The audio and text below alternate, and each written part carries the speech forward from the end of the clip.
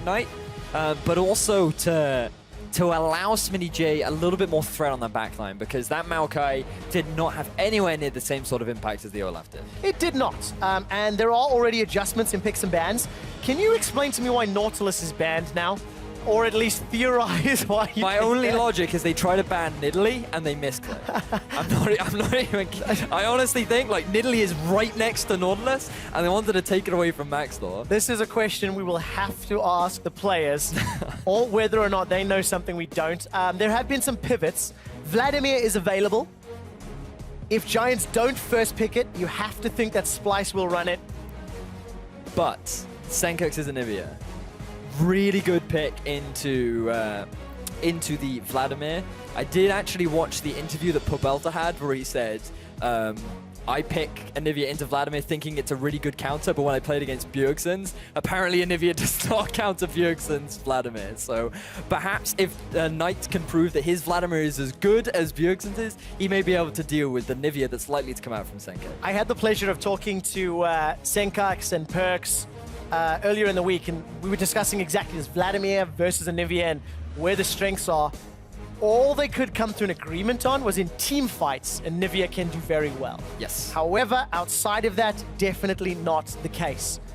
So we'll see whether or not Sencux wants to run that. We can expect it. We can anticipate it. However,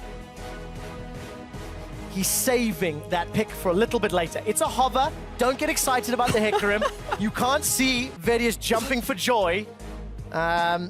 But we'll see whether or not they want to go there. Yeah, we won't talk about that for now. We'll talk about the Vladimir that has come out from Knight. It is going to be a very powerful pick. It scales very well, has very good laning phase, transitions nicely into the mid, and it pretty much fits into a vast majority of team compositions. He's good at split pushing, he's good in team fights. The big problem is that he does lack quite a lot of utility, so hopefully from the rest of Giants' composition they need to make up for that somewhere, whereas the Ezreal and the Rek'Sai, looks like that Splyce, they're just going to go with a composition that works. Why fix something that ain't broke, eh?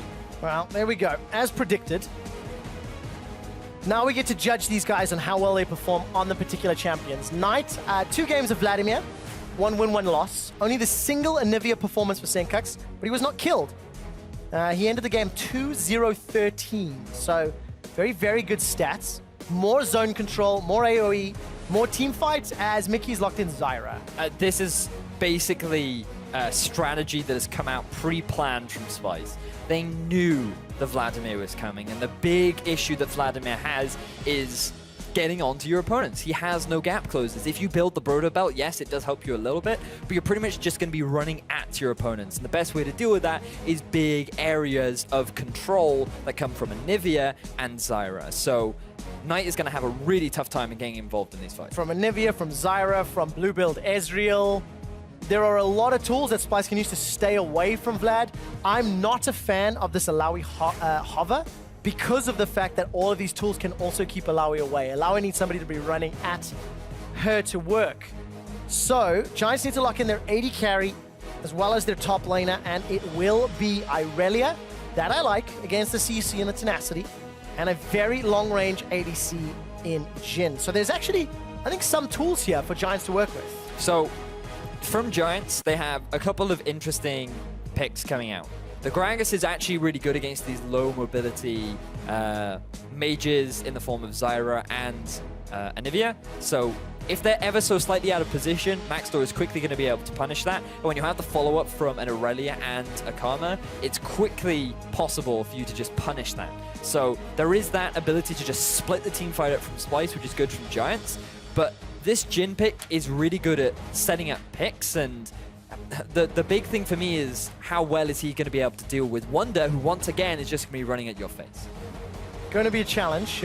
Although I do think in terms of the Splyce composition, they've got a real like kite and fight, kite backwards and peel away. I kind of feel like Giants are going to be hard pressed to create initiation, so we could be in for another slow early to mid game until a team can find that explosive opportunity. The thing is though for Splyce is they actually have no real way to start a fight. Having a chat with Greppo, he said, yeah, Zyra is really good in lane. She is horrible to fight against in lane. She has so much damage. Yeah, I and heard his rant earlier. She's really good in team fights as well, but she's awful at setting up proactive plays.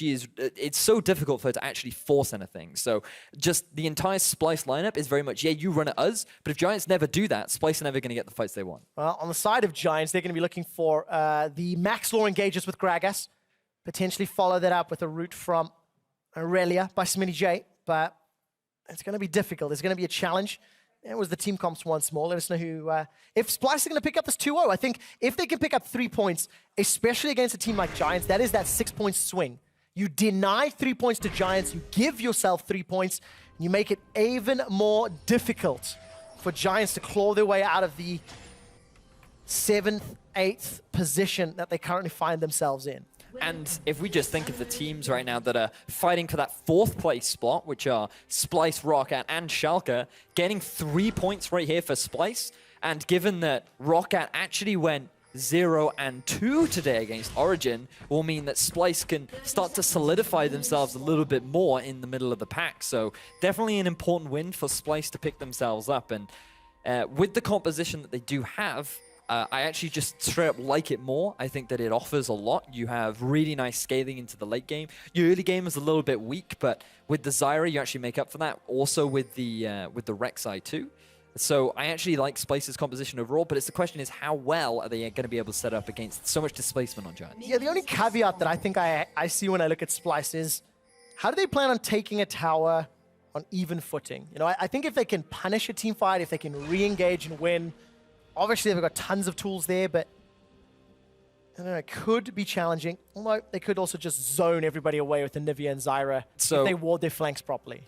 The thing is, from Splyce, they actually have way more wave clear compared to Giants. They also have better poke than Giants, and when you're going up to a turret versus an Anivia, you have to be very mindful, because what she can do is she can just throw the wall up, and then she just puts her ultimate in a place that's forcing you into a certain direction, and then that results in making it a very easy Q land for the Anivia. So in terms of their siege, taking the turrets might be a little bit slow, but the actual setup and forcing your opponents away from turrets is actually quite doable from Anivia, especially in the mid to late game.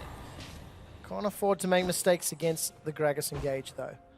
Right, Hustlin was hassling Splyce, getting in their face with that karma.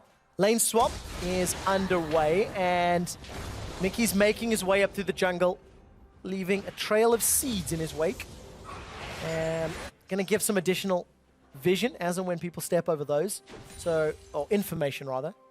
And then Splyce are gonna be on this tower. They're gonna get some support from Wunder as well. So I want to keep my eyes on the 280 carries, because in game 1, we saw a significant difference in terms of CS between Kobbe and SONSTAR. Kobbe was leaps and bounds ahead in terms of the farm department, and I'd like to see if the same thing happens in this game. So moving forward, hopefully the lane swaps will come out even for both sides. Likely that the top laners will suffer quite a lot.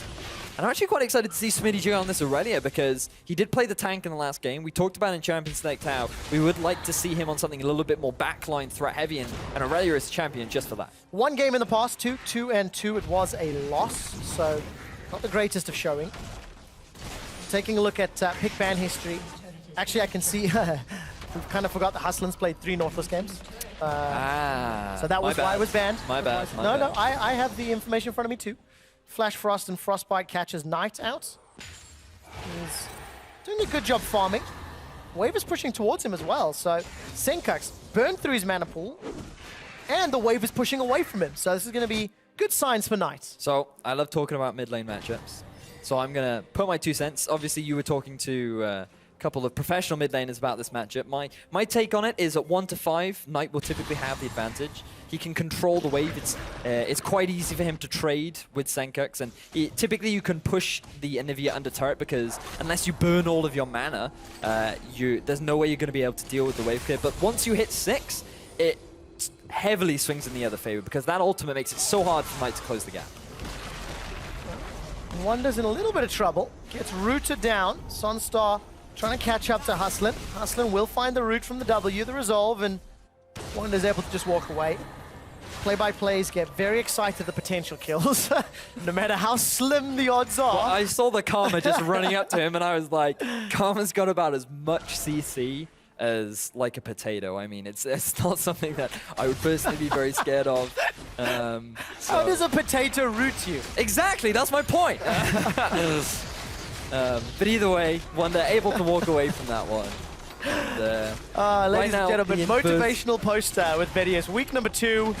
As much CC as a potato. As much CC as a potato. All right, we're going to create a library. Just a wall of quotes from Vedius. Yep. That's the Badger is my favorite. There we go. We'll see which one is the best of the worst, I think is how I'll look at that one. No real surprises in terms of the lane swap. Cloud Dragon is available as Dragon number 1. We'll see how long it takes these guys to prioritize it or focus it. Trashy was lingering in the mid lane, but good luck catching a flash ghost Vladimir. Yep. That is optimistic at best, but at least he's there for a potential counter gank if Maxlore wanted to jump on a Sencux. Looks like SmittyJ maybe not getting the most optimal bounce back in the bottom lane. Could come to hurt him slightly later on, but it does look like a gank might be coming out on tonight. Yeah. I mean,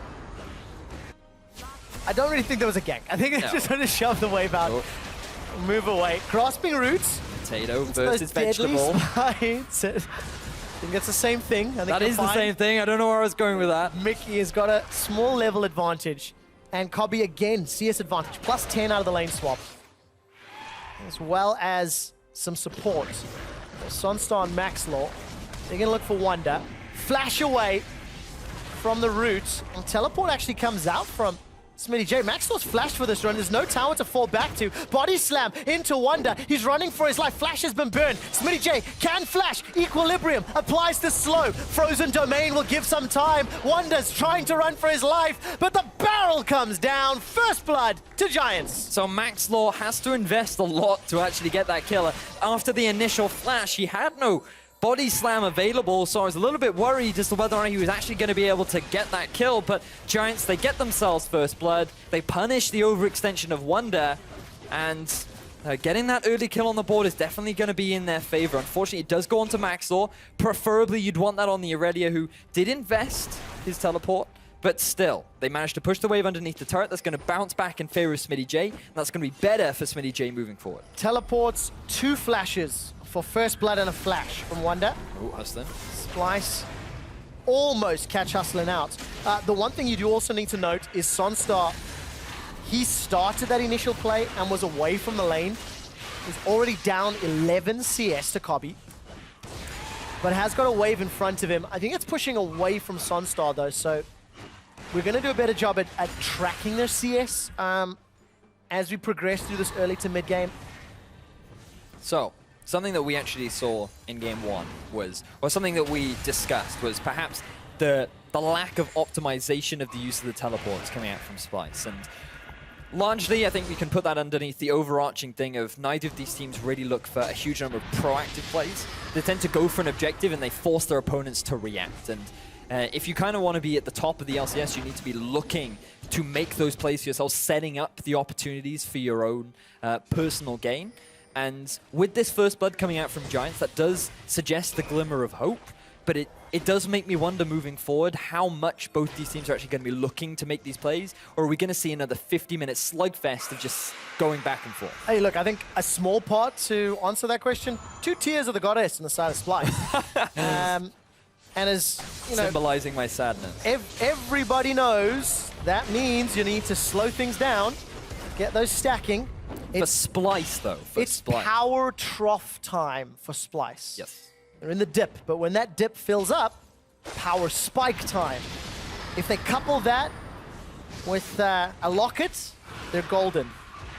As Knights is forced to run away. For that, mate. There we go. That'll work too. That'll work too. Expecting that on maybe Mikyx if he gets far enough ahead, although Haunting Guys is more likely the cause. Mikyx's going to be standing in front of Maxlore and Knight. Stood right on top of a ward, so Maxlore knows, and Mikyx just gets deleted. SONSTAR with a deadly flourish Picks up Giant's second kill. Wow, Mickey was not expecting that damage. This is the thing about Zyra. Low mobility, super squishy mage, has one of the lowest base healths in the game, does have the Sightstone completed, but it's just not enough to deal with the burst coming out from Giants, and they get themselves another kill. This time it lands in SONSTAR's hands, which is so, so crucial.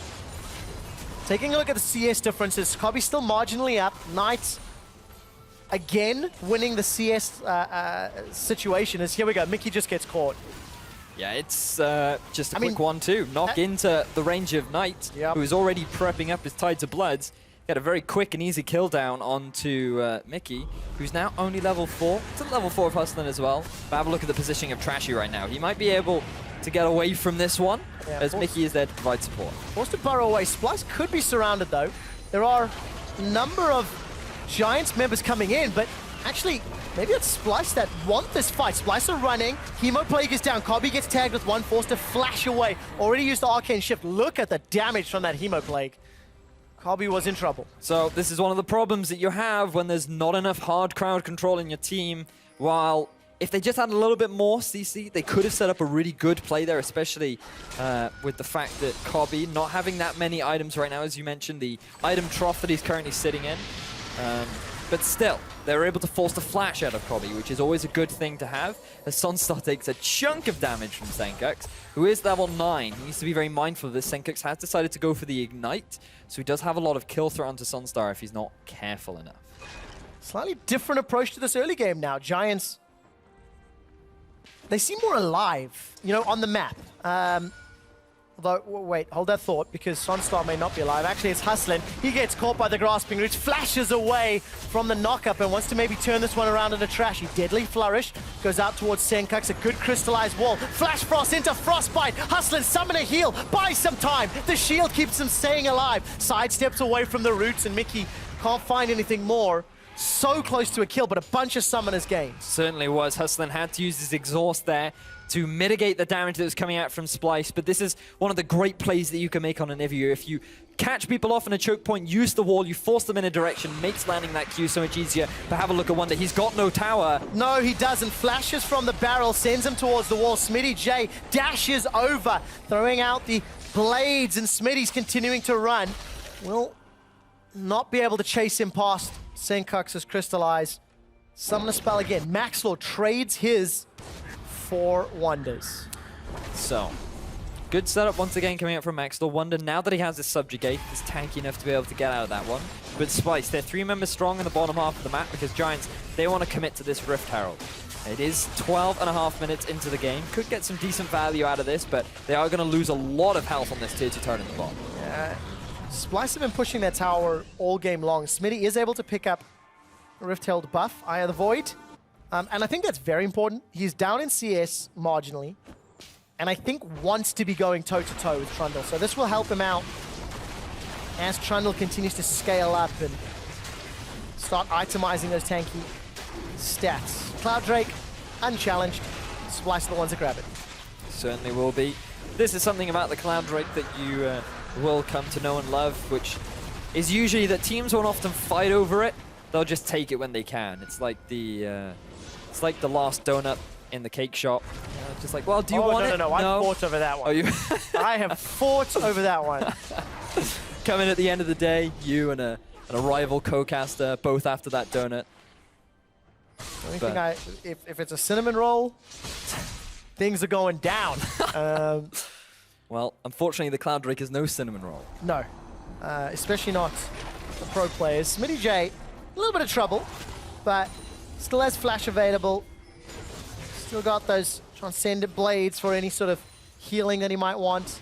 Easily able to deal with it. Look at the warding on the minimap, because I felt both teams slightly lackluster in game 1. So I'd like to see how they make use of it as we progress in the series.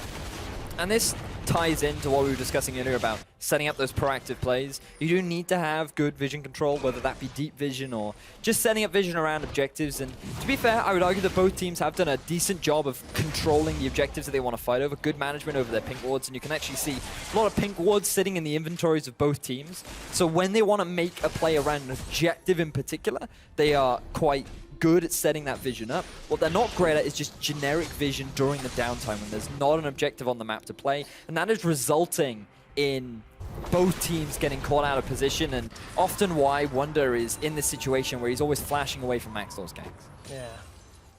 Wunder's still got a serious advantage despite the pressure, because I think he's been ganked, what, like 3 times already at 15 minutes? Both teams are even in gold, even in towers, and Splyce are fully committed to this late game. Rod of Ages after the tier for Sencux's Anivia, so there's a lot of scaling time to be coming in here.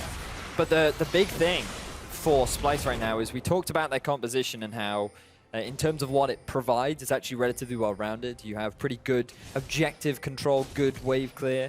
But what they can't deal with is this 1-3-1 setup as Trashy takes a bit of damage. Knight is there, but Trashy going to be able to tunnel out of that one. But yeah, this 1-3-1 setup, who's going to be able to deal with both Knight and SmittyJ once they have their big items completed? Spirit Visage done, Trinity Force being worked on by SmittyJ. And yes, Wunder, he's going to be able to deal with one, but can he deal with both? Oh, look at this. Kobbe's hanging out. Mikyx stands firm. Knight running in, looking for a kill, not going to be able to find it. Sidesteps from Sencux. He's dodged 1, dodged 2, dodged 3. A 4th skill shot tags him. And I think SONSTAR held on to the final bullet. Yep. There's Giants trying to make plays. I really like Mikyx. He knew Knight was coming at him, landed the grasping roots, waited for Kobbe, waited for Kobbe to put some damage down, and that was enough to thwart potential attempt on Mikyx's life. And you saw right there the big problem that Vladimir does have. When you have to just run at enemies, when you have all this big AoE abilities, it becomes very difficult for you to actually close the gap. The only thing that I am excited to see when we get there, Ghost in, Proto Belt over a grasping root, or flash over it, and then Proto Belt. You'd have to sidestep. 1 then 2. Yeah. 1 then 2. Yeah, you could do that. There's a lot of distance you can cover with those 2 abilities. But it does also mean burning your flash to dive into 5 members of the enemy team. So. Vladimir, you're Vladimir. It's what you want to do. If you're fed, yeah. I mean, what Vlads have you met? But the Vlads of my nightmares. You definitely want to close the gap, but you also have to be very mindful that because you, nice engage from Maxlore, but no team to follow up. No, not yet. Mikyx just flashes over the wall. Grasping Roots doesn't find a target. Remember, there's no Stranglethorns. It was used earlier in the fight. Wunder has teleported in from behind, but he may not want to be here. There's Knight in the front line. Hemoplague was used and didn't really find a target. I think everyone got out of range. And Giants unable to really make anything stick. That was actually a really good wall from Sencux. He caught Knight in a really awkward position because you can't pool underneath the wall, which meant that he was forced to use his flash, and now he's not going to have it available for that aggressive play that QuickShot was so excited to see. But he is working towards that Proto Belt, so at least he's going to have 50% of the combo available. I want to double check. I feel like the Hemoplague whiffed. I think everyone got out of range, so I think he did hit it, but he couldn't really follow up with any further damage. So makes sense. And also, there's not exactly a whole lot of ability power. No. 59 AP with the Lucy Boots and Spirit Visage. Loosey-goosey. Got to be all loosey-goosey with the Lucy Boots. As Wunder now getting collapsed on. Once again, Wunder has seen this movie many, many times and is able to get away with his life this time around. But a very clear focus on who Giants are trying to unlock, I feel. If SmittyJ can keep pressure on the side lanes, it then allows Maxlore and Knight to look for engages elsewhere. But SmittyJ, he's the one that's now in trouble. Chilling Smite comes out from Trashy, and knock up from the Unburrowed. Smitty's running for his life, gets chomped down, and a furious bite from Trashy sends him packing. And just comes back to vision, which is exactly what we were talking about earlier. When it comes to just the downtime, when neither team is really playing around objective, the vision does lack. SmittyJ wanted to just shove the turret up, shove the wave, up to the turret. But he did it without any knowledge of where Trashy was, and he knew that Maxlore wasn't in an area to support him, and so he just gives away a free kill. And this is something that these teams, the teams at the LCS, really shouldn't be making. Yeah. Especially when you consider what the cost is. All of the tempo that you build up, all of the pressure that you apply to Splyce gets completely relieved. It allows Splyce to not only get the kill, but first of the game, back away, and potentially get in position for Dragon. Splyce have got one ward behind that Dragon Pit, and a teleport is not available for Wunder, nor is it for Smitty, so Wunder's going to be the first one to peel back. control in favor of Splyce. Yeah, notice that SONSTAR caught a little bit out of position, forced to use his flash, which is going to be really big moving forward for Splyce's Maxlore, looking for the engage. He's gonna find it, knocks Mikyx into the tower. Mikyx gets caught out. Gonna trade jungler for support. I think Splyce should be happy for now. Knight's running amok on the front line. Transfusion after transfusion. Tides of blood. Dashes. Wunder wears health. And finally a sanguine pool to get out alive. Splyce are still very healthy though. With the exception of Wunder and the mana pool from Sencux, should be able to defend the tower. So 1-for-1 overall. Giants going for the engage, but they're putting a little bit too much emphasis onto shutting down Mikyx. He is only the support. He's not really the target that you need to be afraid of moving forward. It is this Anivia and this Ezreal who, unfortunately for Maxlore, wasn't really able to lock down. So you see the engagement. He didn't even aim for Sencux. His priority was always on getting the kill onto Mikyx. And then, because they have no real hard crowd control, there's no way for them to get any real follow-up. Even though Wunder, he has no mana, he is basically on no health. They're still not quite able to get the kill.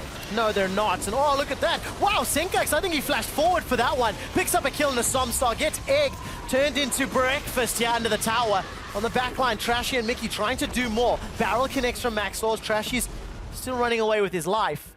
Didn't see the setup for that one, but they come away again 1-for-1. But I think more damaging. Oh, look at this. Tides of blood plus transfusion. That's 30%. Kobbe's running, flashes away from the next Tides of blood. So both mid laners forcing flashes and summoner spells out of their opponent AD carries. Sencux goes very hard onto getting that kill onto SONSTAR, which results in him giving away not only his egg, but also his life. And when we look at last week where Sencux didn't even die on Anivia, he's now already started to affect that Anivia KDA. It's now no longer infinite. It's not. Now it is defined. Yes, it is defined. So still good. One more cuts it in half. it's all right. It's all right. But yep. So having a look at the state of the game right now, Splyce do currently lead. A couple of items have been picked up. The proto belt is finished as well for Knight. So goody. Gonna be easier for him to dive onto the back. Goody. Yes, that is my exact response. Proto belt is available. Ghost has just become available. Flash is available. But Anivia is also in the game. Yeah, but I don't care. You can flash over that wall. I have faith in Knight. We talked about his kill share and his kill participation and how crucial he is for Giants. I think he's going to go just a little bit crazy in some of these fights. Well, I'll tell you who has definitely been having a big impact this game, and that is Maxlore. 100% kill contribution so far. Has been setting up a lot of ganks all over the map. All four of them? All four of them. This bloodbath of a game. I feel like Giants need to slow down. But I think, no, I do joke a little bit. Maxlore's had very good explosive casts. Multiple times he's knocked a squishy member, which has then resulted in flashes. And Dragon is being started here. Knight charging up that Tides of Blood. Transfusion is available to him.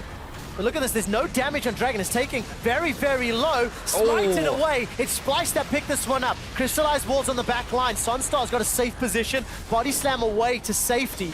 Giants, that was a little awkward. They didn't really commit for the Dragon. They didn't really commit for the fight. They do now. The barrel splits up Splyce. Nice. SmittyJ's got one. Sencux is down. There is no egg available. The deadly flourish roots Mikyx on the back line. Taking a look at the final call, the curtain call. It's not going to pick up a kill just yet. It will on the back end. Kobbe goes down. Giants find 3. Great patience from Maxlore to wait for Splyce to just ever so slightly overcommit. They get the barrel down onto Sencux, and that is the target that they need to be shutting down. Forget the Zyra. She's not the main damage dealer. Shut down Sencux and ruin his KDA. That's exactly what they're planning to do, though I think the point of a potential drawn series is what matters. Yeah, Trashy, no smite available. Taking a look at the cooldown, there's another 6 seconds. May it be up for a potential steal. Wunder's coming in as well. Giants are going low. 4,000 hit points, 2,000 hit points. Baron's going down. Trashy's rooted in place. Baron below 1,800. Trashy forced away. Tunnels forward. Oh, he's got it.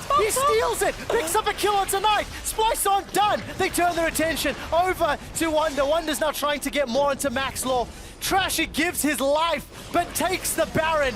True Shot Barrage tags Giants as the Ice Pillar comes up. Mikyx's in trouble, gets chunked down. A lot of damage from Irelia. Mikyx survives, but Splyce take the Baron. Oh, Giants. You had one job, and that was not throw the game.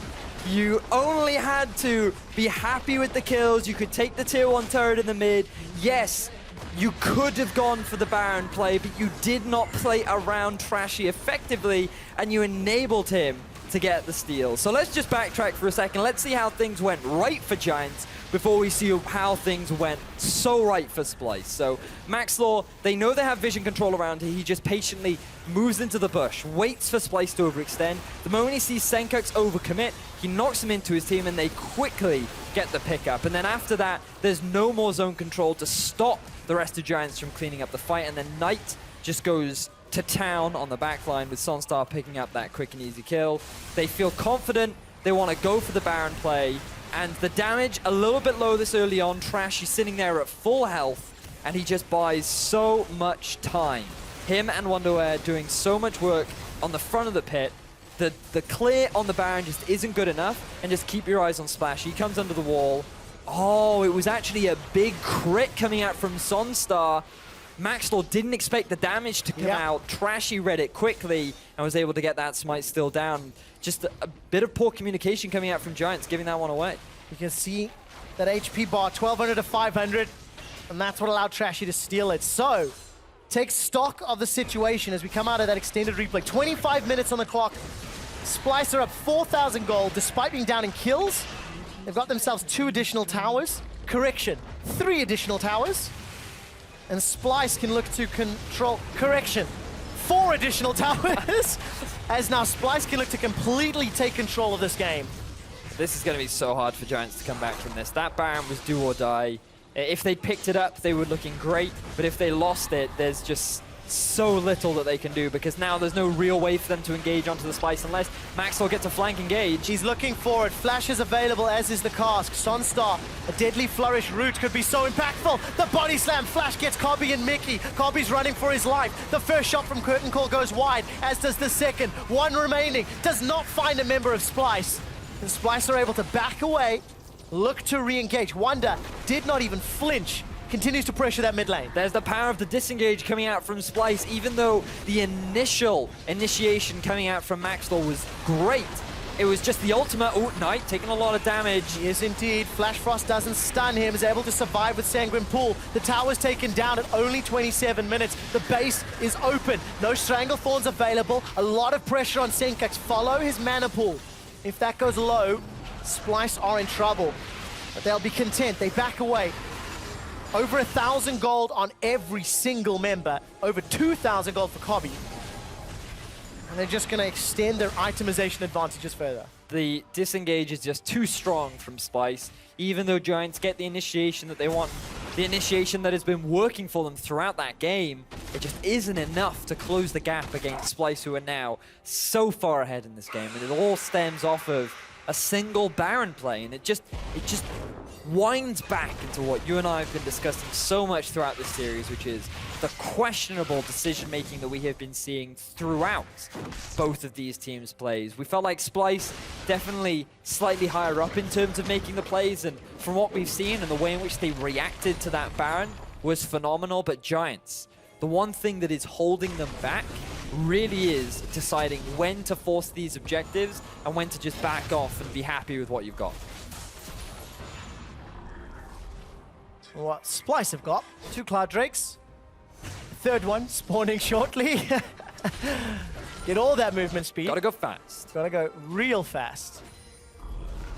And some Executioner's Calling picked up for Kobbe. That's gonna help out. Trashy's in trouble. It's caught up by Explosive Cask. Another Curtain Call. Optimistic at best. Trashy just face tanks that one.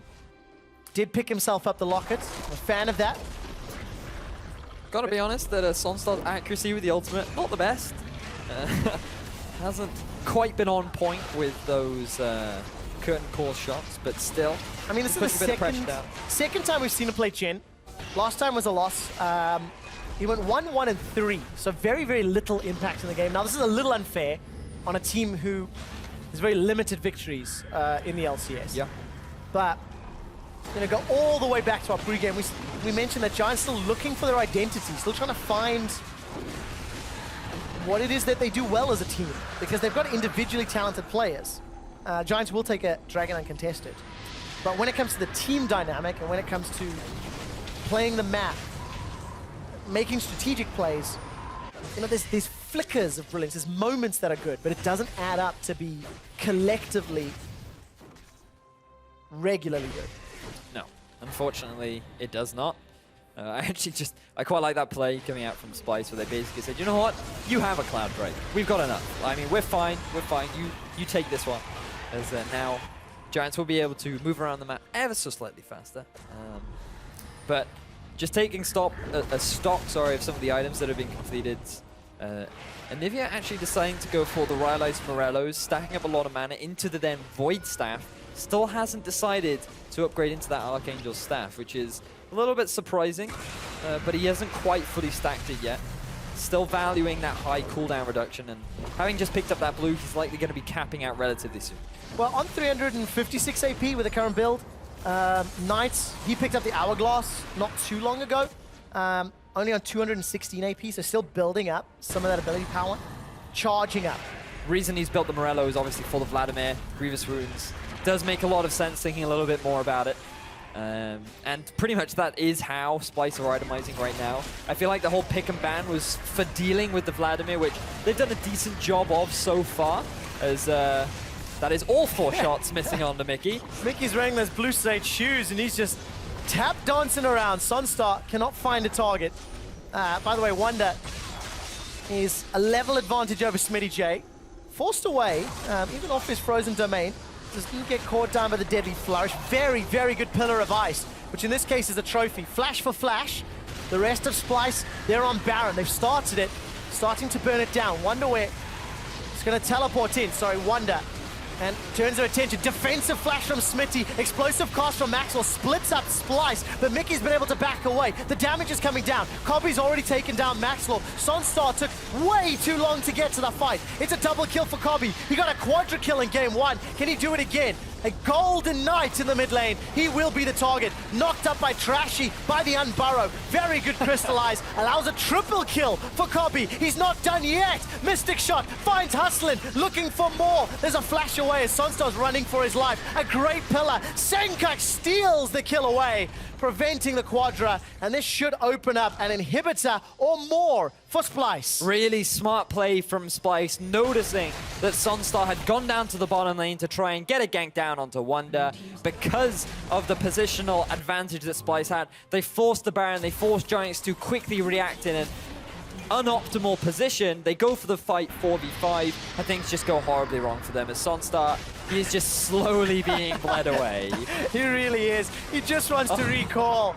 Make it stop, Sencux. He manages to pick up a kill. As the inhibitor is taken out in the mid lane, is taken out in the bottom lane. And Splyce are backing away. They've got a 10,000 gold lead. They've got supers. And it should just be a matter of time before they take down the Nexus. All they need to do now is go towards the Baron, set up good vision control already. You can see Trashy making his way there. And once they pick that Baron up, they can look to close out the game. So have a look at this coming out from Splyce. So much zone control coming out from the Anivia. Forces Giants to group up in this choke point. And then not only do you have the Zyra ultimate there, that's going to quickly follow up by the Anivia wall. And Giants just cannot close the gap. Trying to get all that damage out onto Mikyx. Again, not the target you want to be focusing down. And that just results in Kobbe and Sencux being able to clean up the fight. And they did that so exceptionally well. Crystallized wall blocks off any attempt here from Giants. Baron going down fairly slowly, in fact, but look at the minimap. SmittyJ and SONSTAR nowhere near. Not able to contest. And, you know, when you're ahead, it's much easier to make calls, but Splyce look much more coordinated this time around. Maxlore throws out the cask. There's no damage to follow it up. Maxlore's already down. Stranglethorn zoned away any potential re-engage. Splyce, they are a little bit split up. SmittyJ, he's looking for Kobbe, will not find him. SmittyJ's in trouble now. I think he's still got the egg available. Flash Frost won't stun Knight. It's a triple kill for Kobbe. Will he find the quadra this time round? Sanguine Pool comes out. Sencux actually gets egged. Knight continues to run for his life as Trashy's chasing him down. On the minimap, Splyce are peeling into the base. That heal is monstrous. Knight's not done yet. Gonna do what he can against these minions. Trashy buffing them up and making life difficult. The rest of Splyce, they're onto the Nexus turrets. The Queen of the Rek'Sai taking on... Is it the Blood Mage? No, he's not Blood. I'll have to remember that one. Lord. The Blood Lord Vladimir. Does not matter. First pick is irrelevant. Splyce pick up a 2-0 victory and a convincing win in the second game of the series. And it all comes down to that one Baron play, which was initially set up with Giants being in the favorable position. They were going to be able to put up a really strong fight. They had the great leads. So many good ganks coming out from Maxlore. SONSTAR getting a very early kill. Things looked bright for Giants early on, and then they go for that Baron play. They don't play around Trashy. He gets the steal. To be fair, I wouldn't even call it 50-50. It was the way they set it up. It was always going to be Trashy's Baron. I'm not quite sure I'd be that confident. I think in a 2v5, it's always going to be risky. But what I do like, if you go all the way back to picks and bans, leaving the Vladimir out, the Crimson Reaper is what his correct title is. You had predicted the Anivia. Sencux has done it before. The Trundle pick, the Ezreal pick, the Zyra pick. Splyce were anticipating the Vladimir, and they had a game plan, and they executed their game plan well. That's what I like to see. Unlike game one, where their game plan with the double teleports, the picking, the backline, it took very, very long to actually get that ball rolling.